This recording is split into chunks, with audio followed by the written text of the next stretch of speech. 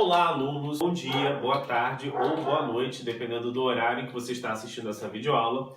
Mais uma aula de Química, professor Pedro Luiz. Ligações químicas. Existem três tipos de ligações químicas. Nós temos a ligação iônica, covalente e metálica. Antes de falar sobre ligação, eu queria estar respondendo uma pergunta com vocês. Por que os átomos se ligam?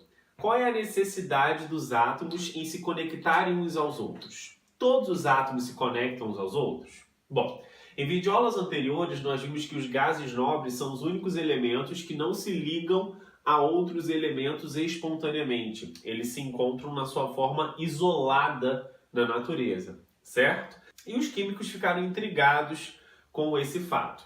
E eles perceberam o seguinte, que os átomos se ligam uns aos outros para alcançarem estabilidade eletrônica.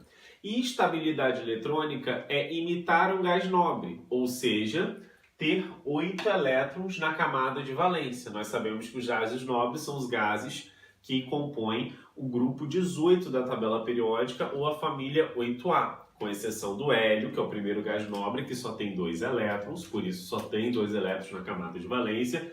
Todos os demais gases nobres possuem 8 elétrons e eles permanecem isolados na natureza, por assim dizer. Então, quando um átomo adquire a configuração eletrônica de um gás nobre, ele também vai ter estabilidade eletrônica. Bom, essa regra do octeto, ou seja, o fato de possuir 8 elétrons na camada de valência, não é para todos os átomos e de todas as ligações. Nós vamos perceber que existem algumas exceções à regra do octeto. São o hidrogênio, a gente vai perceber que ele vai ficar estável com 2 elétrons. O lítio vai ficar estável com 2 elétrons. O berílio com 2 elétrons.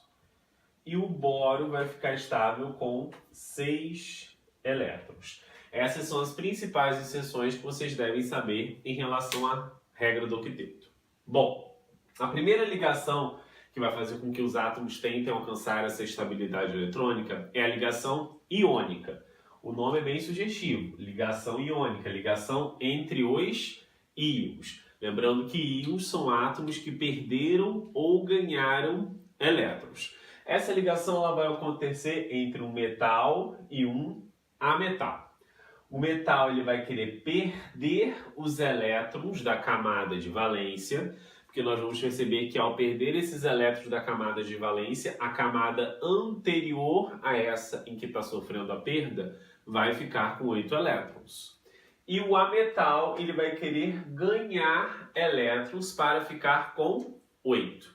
Então, se um ametal tem 5 elétrons na camada de valência, ele vai querer ganhar 3. Se um ametal tem 7 elétrons na camada de valência, ele vai querer ganhar 1. Quando o metal perde elétrons, ele forma um cátion, que é um íon de carga positiva. Quando um ametal ganha elétrons, ele forma um ânion, que é um íon de carga negativa.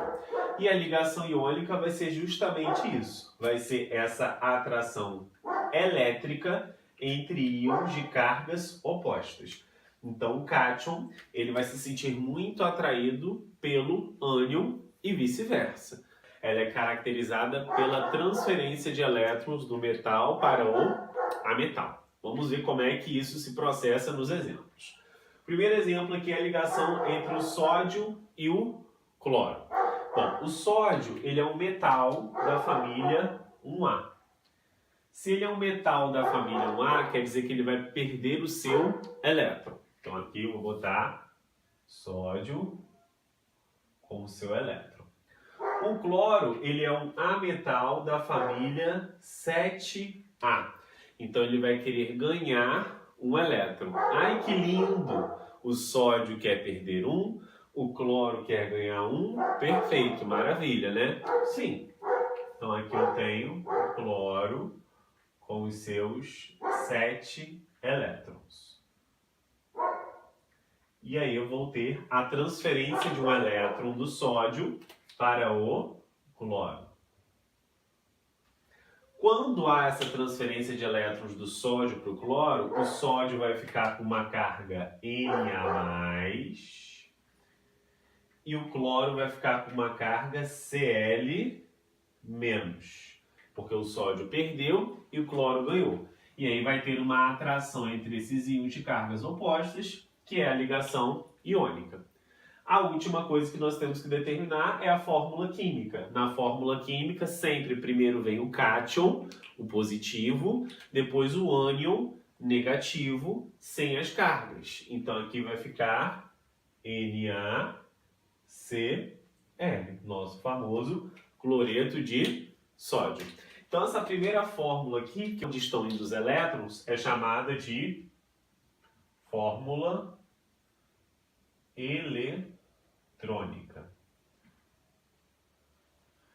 Essa segunda fórmula, onde são os formados os íons após a transferência de elétrons, é chamada de fórmula iônica.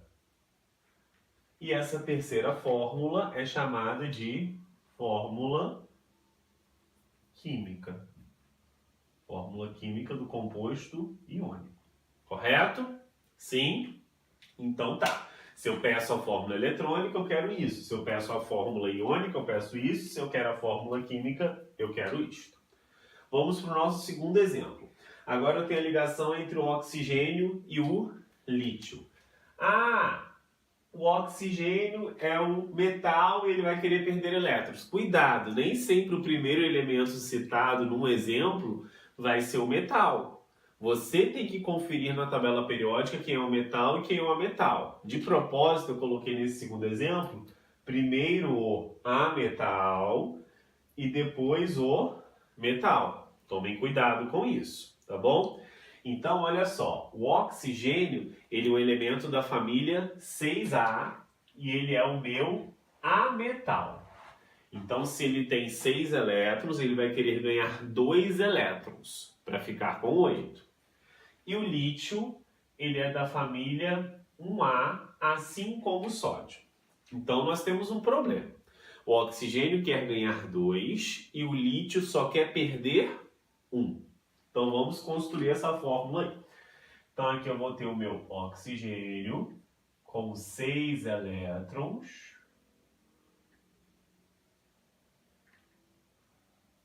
E aqui eu vou ter o lítio com 1 elétron.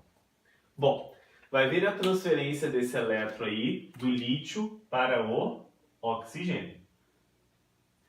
Bom, o oxigênio não ficou estável, ele tinha 6, ganhou 1 elétron do lítio, ficou com 7. Eu vou precisar então de outro átomo de lítio para satisfazer esse oxigênio. Pode isso, professor? Pode, porque a ligação é entre os elementos oxigênio e lítio. E eu vou utilizar a proporção de átomos entre eles até que se alcance a estabilidade eletrônica. Lembrando que o lítio aqui é uma exceção à regra do octeto. Ele vai satisfazer o oxigênio, mas ele vai ficar satisfeito com 2 elétrons. E depois eu vou fazer a distribuição tanto do sódio quanto do lítio para vocês perceberem a diferença de estabilidade eletrônica de um para o outro, tá? Então aqui eu vou precisar de outro átomo de lítio com mais 1 elétron para satisfazer esse oxigênio aí. Então transfere aqui o elétron do segundo átomo do lítio para o oxigênio. Agora o oxigênio está estável, ele tem 4, aqui eu esqueci de colocar, 5, são 6 elétrons ao redor dele, mais 2 elétrons que vieram um de cada lítio, então ele ficou com 8, correto? Essa é a nossa fórmula eletrônica. Como é que seria a nossa fórmula iônica? Quantos átomos de lítio eu tenho?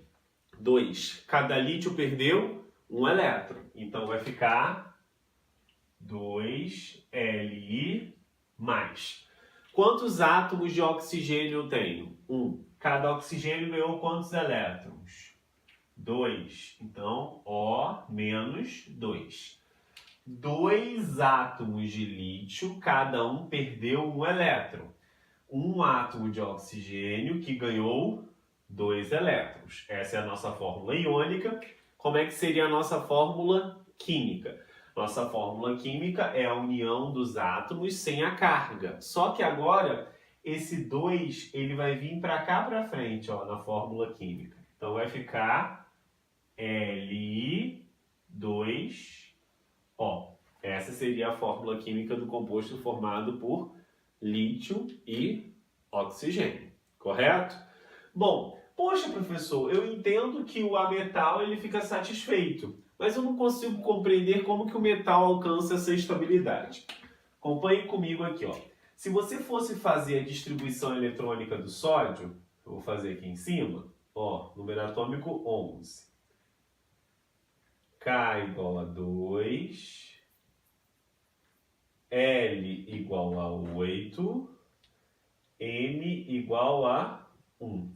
Então, o sódio aqui, quando ele perdeu um elétron para o cloro, ele tinha um elétron na sua camada de valência, família 1A. Quando ele perde esse elétron da camada de valência, a camada anterior à que ele perdeu, que é a L, vai ficar com 8. Então, o sódio, quando perde elétron, ele fica também com 8 na camada de valência. O mesmo não acontece com o lítio, porque o lítio fica estável com 2 elétrons. Ao contrário do sódio, o lítio tem número atômico 3. Então, aqui no lítio vai ficar K igual a 2, L igual a 1.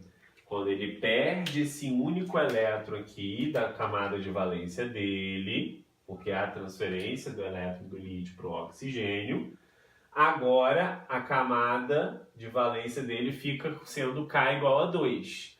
E ele vai respeitar outra regra, que não a regra do octeto, a regra de estabilidade que rege o hidrogênio, o lítio e o berílio, que eu assinalei aqui, é a regra do dueto. Certo? Então fiquem ligados, mas ele conseguiu alcançar a estabilidade,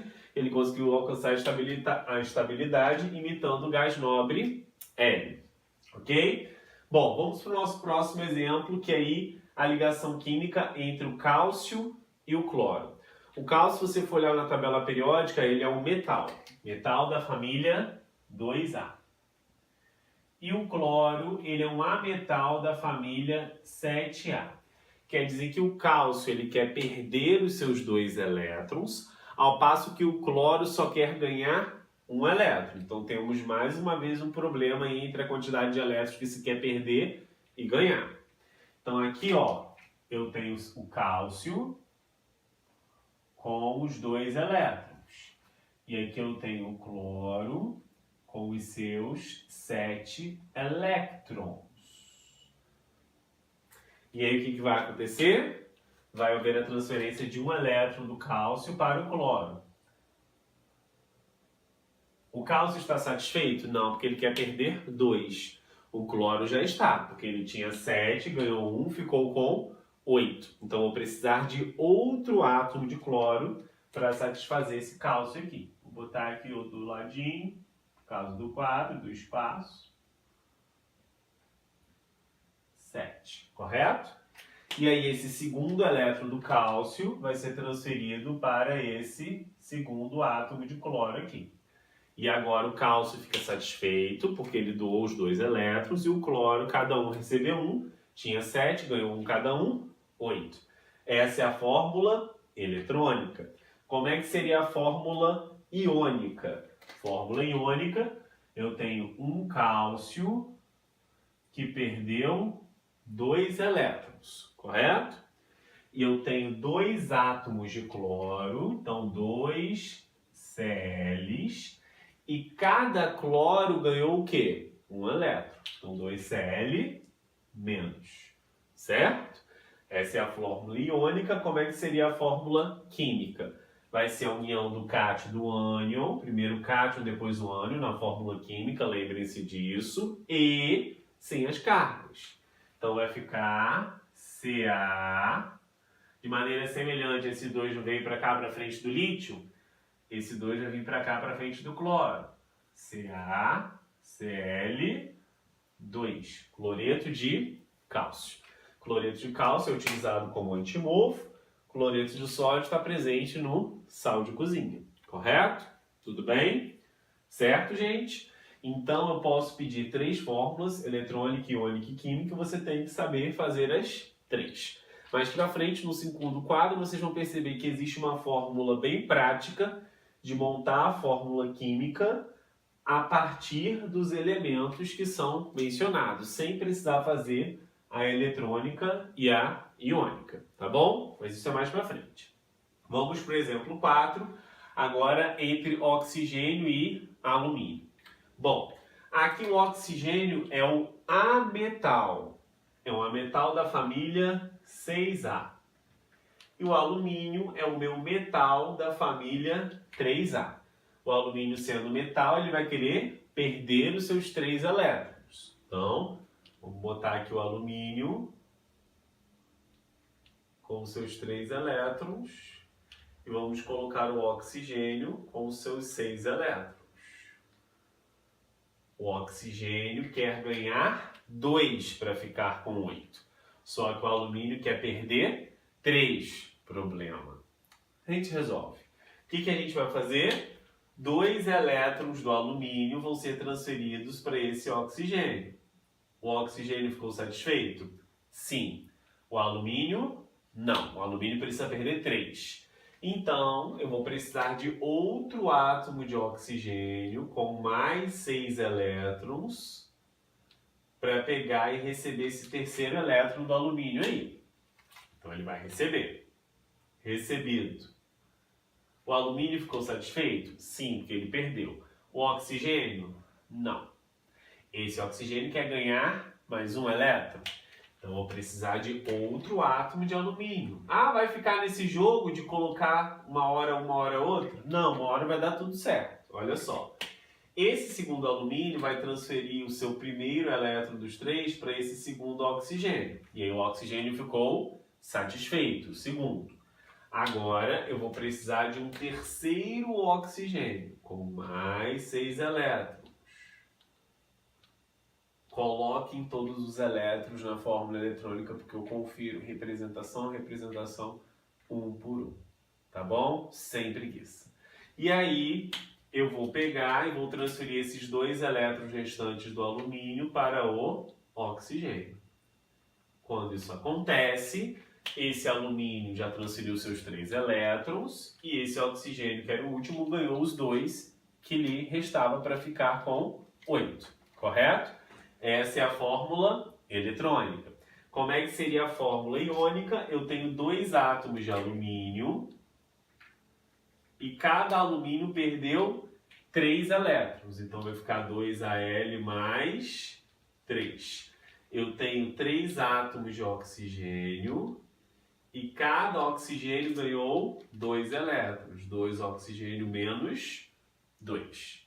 Fórmula iônica. Vamos agora para a fórmula química. Lembra que esse 2 vai vir para cá, esse 3 vai vir para cá, sem as cargas. Perceba que na fórmula iônica eu já boto primeiro o quê? O cátion, depois o ânion. Por mais que no exemplo apareça primeiro o ametal. Lembre-se, na fórmula química, primeiro o cátion, primeiro o metal, depois o ânion, depois o ametal. Então aqui vai ficar Al2O3. Isso daqui é a bauxita. A bauxita é um minério de alumínio, tá? É como o alumínio é encontrado na natureza na forma de minério e quando ele é purificado eu separo esse alumínio do oxigênio para formar aí, né, as peças de alumínio puro. Tudo bem? E agora nós vamos para o exemplo 5, que é o exemplo entre o potássio e o nitrogênio. Potássio, metal, olha na tabela, está alcalino, da família 1A. Nitrogênio, ametal da família 5A. Quer dizer que o nitrogênio vai querer ganhar 3, porque ele já tem 5. Para ficar com 8 faltam 3. E o potássio só quer perder 1. Aquele problema que a gente resolve. Então aqui eu vou ter potássio com 1 elétron. E aqui eu vou ter o nitrogênio com 5 elétrons. Então, vou transferir aqui o elétron do potássio para o nitrogênio. Tinha 5, ganhou mais 1, ficou com 6. Vou precisar de mais um potássio. Transfiro o elétron desse segundo potássio para o nitrogênio. Agora, ele vai ter 5 com mais um, 6, com mais um, 7. Mais um potássio. Potássio com mais um elétron. E vou transferir o elétron desse último potássio para o nitrogênio. 5 ganhando 3, o nitrogênio ficou com 8. Potássio, a camada anterior a ele, se você for fazer a distribuição, também ficará com 8, tá bom? Então, como é que seria a fórmula iônica? Na fórmula iônica, eu tenho 3 potássios, cada potássio perde um elétron. Então, aqui vai ficar 3K+. E aqui eu tenho um nitrogênio que ganhou 3 elétrons. Então, vai ficar N-3.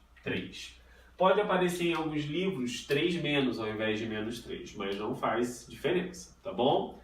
Bom, essa é a fórmula iônica, vamos para a fórmula química agora. Lembrando, esse 3 vai vir para cá. Então, na fórmula química vai ficar K3N.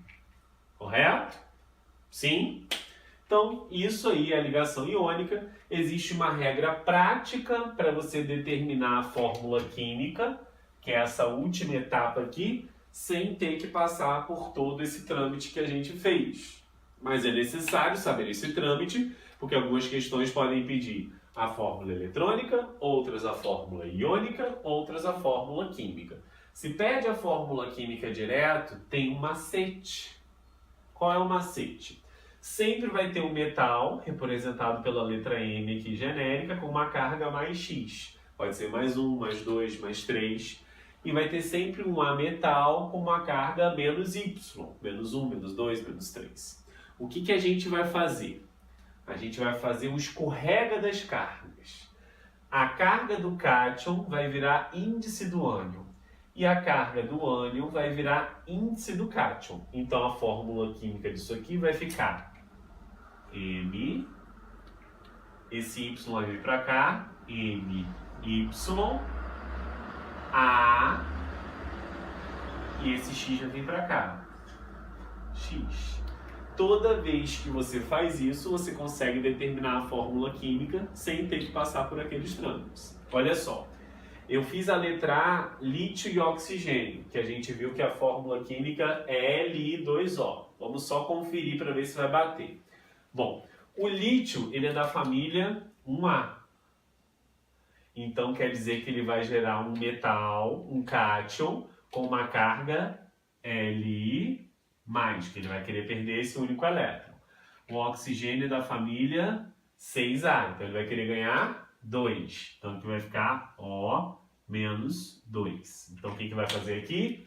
A carga do cátion vira índice do ânion e a carga do ânion índice do cátion.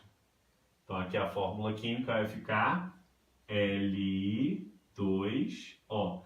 Quando esse 2 vem para cá, ele perde esse negativo, certo? Como perdeu aqui, ó. Os sinais são perdidos, viram índices, viram números, ok? Sem carga. Então, LiO2. A mesma coisa que a gente descobriu por esse processo todo. Olha entre o cálcio e o cloro. O cálcio ele é da família 2A. E o cloro é da 7A.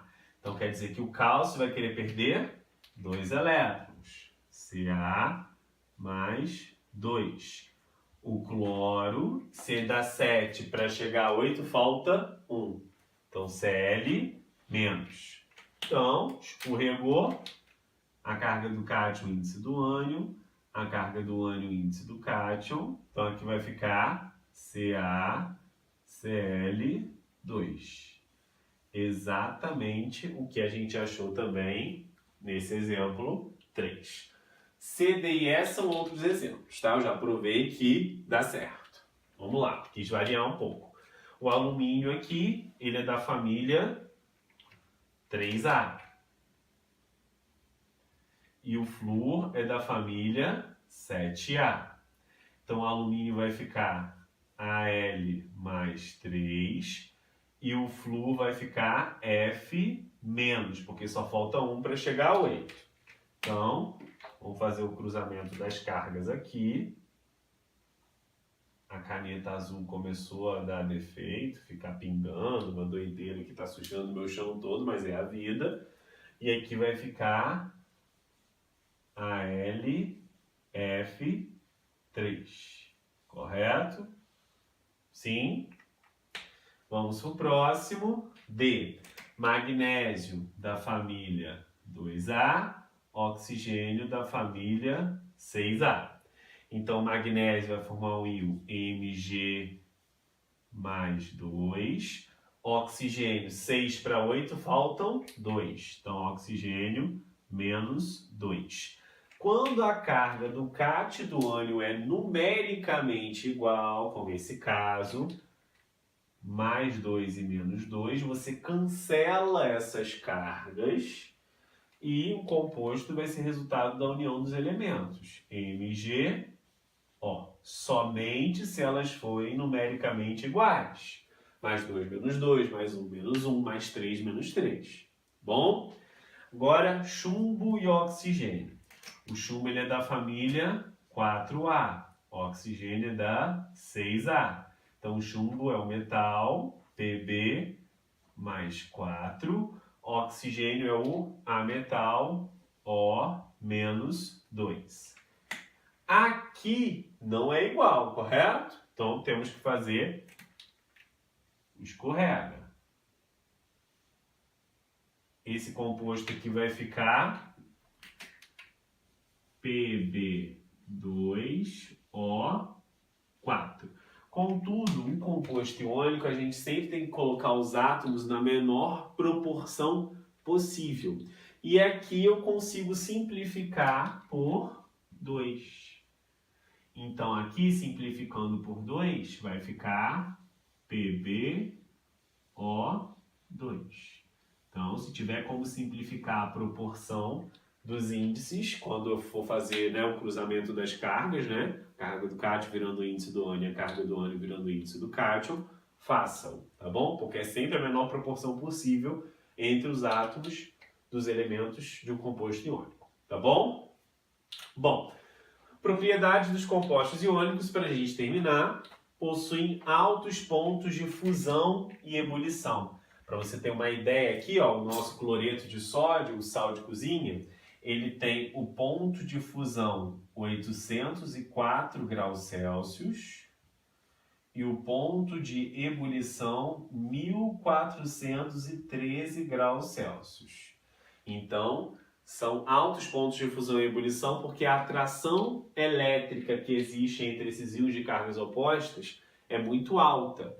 Isso faz com que esses íons fiquem muito unidos e que eu preciso fornecer muita energia na forma de calor para romper essa ligação iônica, tá?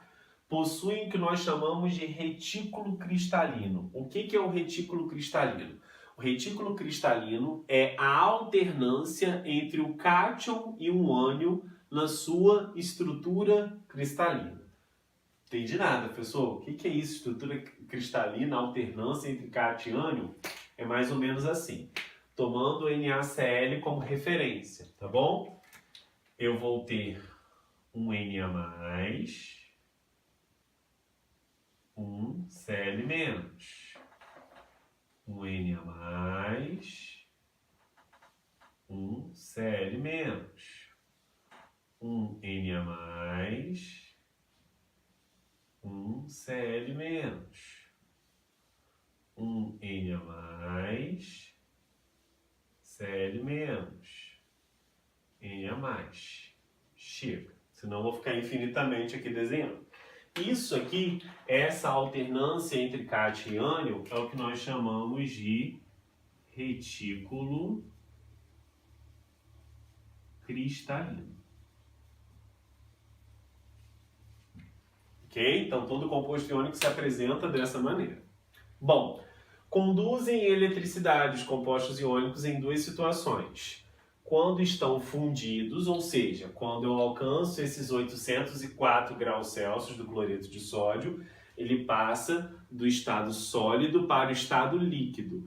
No estado líquido, a gente vai perceber que esses íons que estavam unidos na forma de retículo cristalino, eles se separam.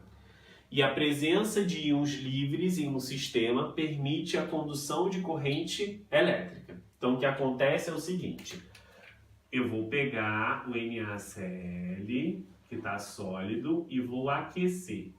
Nesse processo de aquecimento, eu vou formar o NaCl líquido.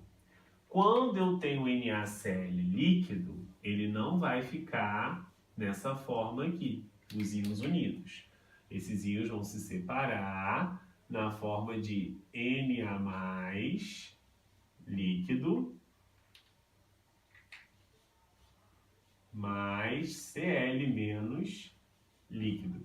Esses íons separados permitem a condução de eletricidade. Não é a geração, é a condução, tá? E aqui eles também podem conduzir eletricidade em meio aquoso. Aqui em meio aquoso eu tenho NaCl sólido e quando eu adiciono água, esses íons que estavam unidos nessa forma se separam pela presença da água. Então acontece uma reação de hidrólise, né? A separação dos íons pela água, tá bom? E essa separação dos íons pela água vai formar os íons Na+, aquoso, não mais líquido, porque eles vão estar dissolvidos em água, mais Cl- aquoso também. Então, toda vez que eu tiver íons livres, como esse caso aqui,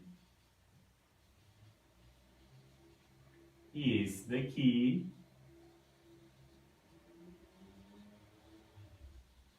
esses íons livres permitem a condução de eletricidade. Agora nós vamos para a ligação metálica, que é o último tipo de ligação aí que a gente tem que estudar.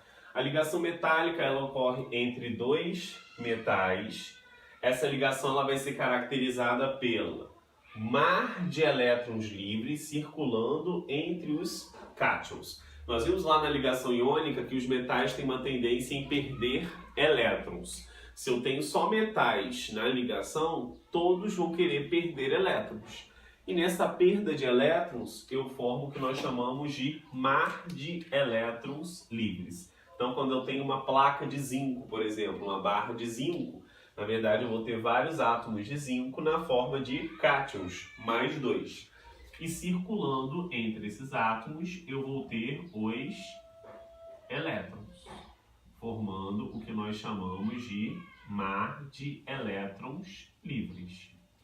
Esses elétrons garantem a estabilidade dessa estrutura. Por quê, galera? Porque cátions carregados positivamente, átomos carregados positivamente, que são os cátions, eles devem se repelir. E os elétrons circulando ali fazem com que eles permaneçam unidos, mesmo todos tendo carga positiva, tá bom? Então aqui eu vou ter os elétrons aqui circulando nessa estrutura, como vocês estão percebendo aí, tá bom? Isso daqui seria uma ligação metálica entre átomos do mesmo elemento. Eu posso também ter uma ligação metálica entre átomos de elementos diferentes, formando o que nós chamamos de ligas metálicas. Ligas metálicas são a associação de metal com outro metal, ou metal com ametal em menor quantidade, tá bom? Sendo que a característica dessa liga metálica é a presença da ligação metálica, tá bom? Então aqui nós temos, por exemplo, bronze, que é uma liga metálica de cobre e estanho. Então aqui eu também vou ter os elétrons circulando livremente aqui na estrutura desses cátions formados. Correto, galera? Sim. Esse mar de elétrons livres garante a estabilidade dessa estrutura de cátions positivos ficarem fixos, como eles estão. Bom, é necessário vocês saberem algumas ligas metálicas, então a gente tem algumas ligas metálicas. O aço é uma liga metálica de ferro mais carbono. O aço inox é ferro, carbono, níquel e cromo. A presença desses dois outros metais aqui, ó, níquel e cromo, garantem maior resistência à corrosão, por isso que materiais de aço inox eles se degradam com menos facilidade. Amálgama, que é qualquer liga metálica com mercúrio e outro metal. Antigamente as obturações dentárias eram amálgamas de chumbo, que era aquele mercúrio com chumbo, tá bom? A gente tem o latão, que é uma liga de cobre e zinco, que é muito utilizada em instrumentos musicais, como trompetes, por exemplo. Nós temos o bronze, que é uma liga metálica de cobre e estanho, que nós vimos a estrutura aqui, né, presente naquelas medalhas de bronze das Olimpíadas. A gente tem o ouro 18 quilates, que é uma liga metálica de ouro, prata e cobre, 75% de ouro, 25% de prata e cobre. E a gente tem a solda industrial, que é uma liga metálica de chumbo e estanho. Saber a composição dessas ligas metálicas é extremamente importante, tá? Essas são as principais que vocês têm que saber. E para terminar, nós vamos falar das propriedades da ligação metálica. Possuem altos pontos de fusão e ebulição, tá? Os compostos que fazem ligação metálica. Possuem boa condutividade térmica e elétrica, porque existem íons aqui, certo? Esses íons permitem a condução de corrente elétrica, como nós já vimos. Maleabilidade, podem adquirir várias formas. Ductos são transformados em fios e possuem brilho metálico. Todas aquelas características que nós estudamos dos metais da tabela periódica vão estar presentes na ligação metálica, já que essa ligação é feita por metais, tá bom? Bom, era essa a nossa aula. Forte abraço a todos, fiquem com Deus, até a próxima videoaula. Tchau, tchau!